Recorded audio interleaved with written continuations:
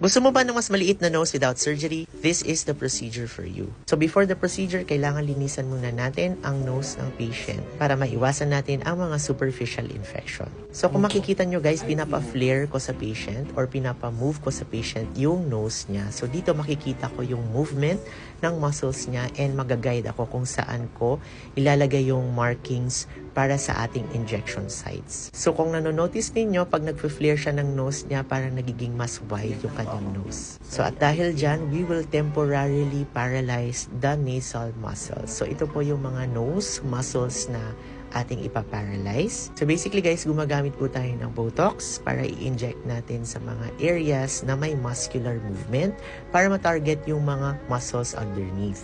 So yung Botox guys, temporarily niya na ipaparalyze yung mga muscles natin sa nose. And if a muscle is temporarily paralyzed, liliit din ang size nito.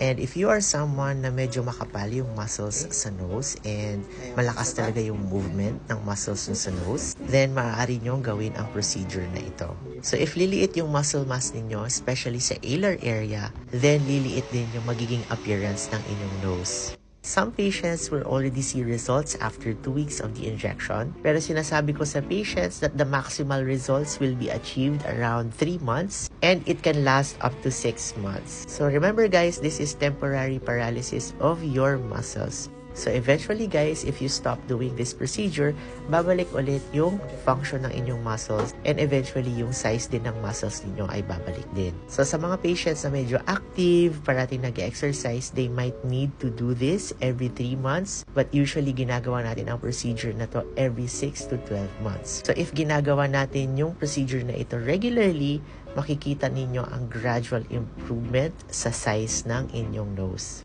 So warning lang guys, the nasal Botox medyo painful siya compared sa other areas ng ating face. Pero gumagamit naman tayo ng topical anesthesia. But syempre, if mababa yung pain tolerance ninyo, mararamdaman nyo talaga yung sakit guys. And most patients naluluha sila sa sakit. Pero syempre, gaya nga ng sabi nila, tiis ganda talaga. So yung anesthesia natin, nililive on natin for 30 minutes. Then after that, ginagawa na natin ang procedure. But the whole procedure guys can last from 10 to 15 minutes. Actually, mabilis lang siya.